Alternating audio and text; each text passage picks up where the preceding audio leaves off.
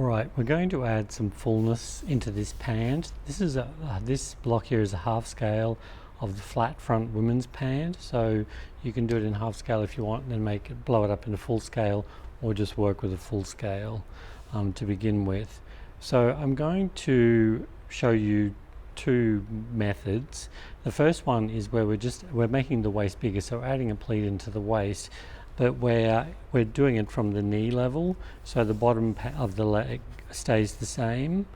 And I can just quickly show you too how to do it from the bottom, but really it's just moving this point down to this point here.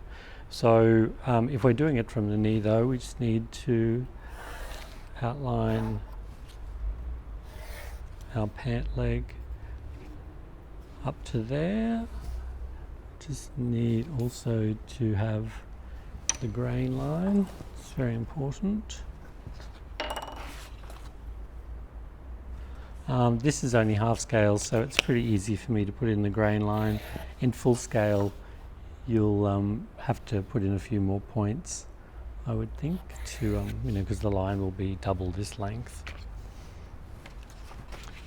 Okay, so all I need to do now, so I've drawn it in up to the knee. Now I'm just going to mark just a little mark there to show where the waist is, and I'm going to put into this, I'm going to put in a 2 centimeter pleat, but that'll be 4 centimeters in full scale. So what I'll do is, and we want the pleat to be balanced along the leg, so we're going to put half of the fullness on either side of the grain line.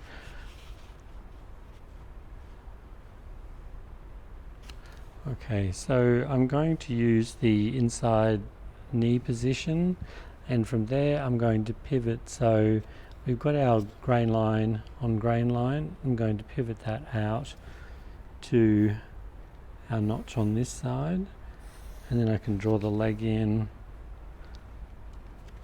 And then, so I've got the fullness in here. Put this back into its original position again, using the outside knee point there, and I'm going to swing this around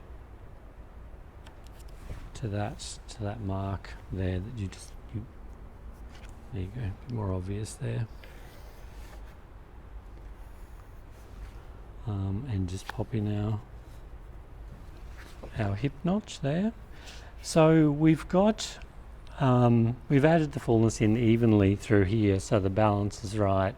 But when we do the pleat, we actually want the pleat to pleat from the center front across to the side seam.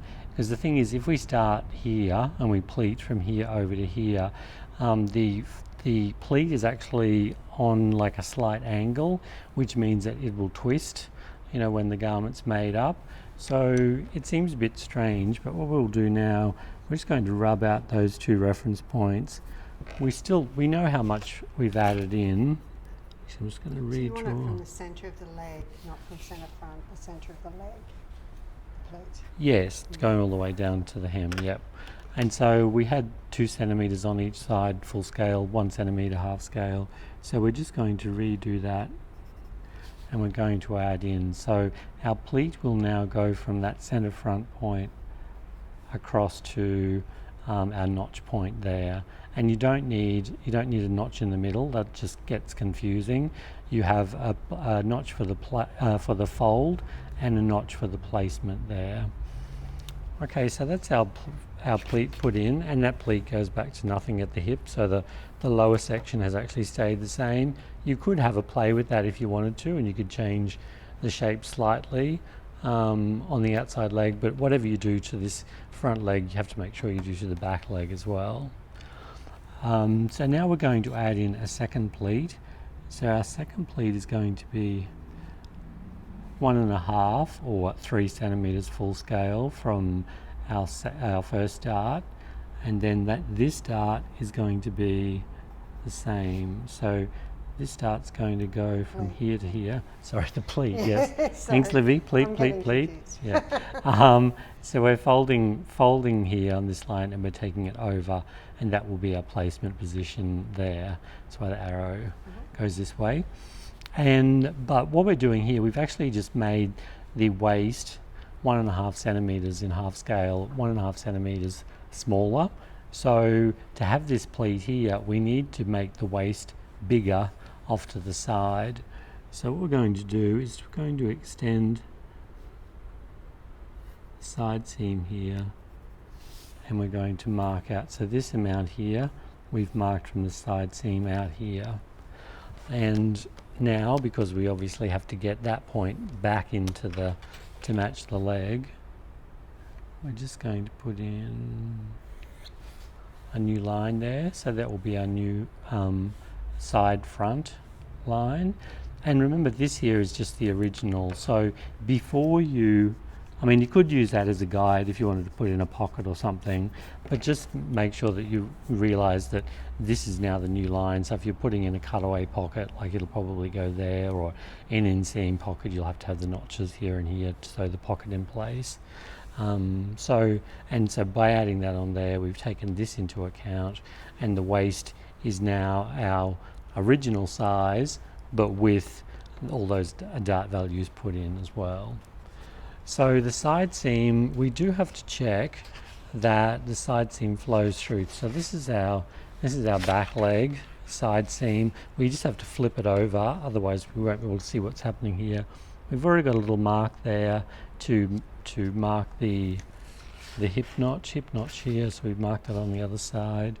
And so we just need to match those points up on the side seam. You don't need to do it all the way down the leg, just from the hip up.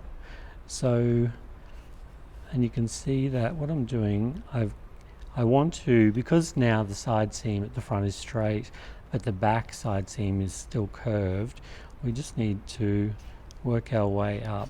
And what we're doing here, oops, the paper moved. What we're doing here is just making sure that the side seam from the waist down to the hip is the same on both the front and back, and you can see there's a little bit of a difference there.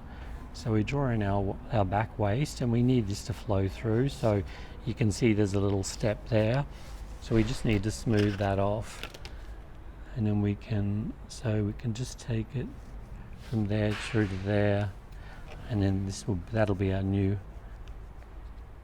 waist. So we've altered the front here, we've altered the side on the front, but because we use this as a guide, we actually don't have to alter this on the back, because we altered the front and the back stayed the same. Okay.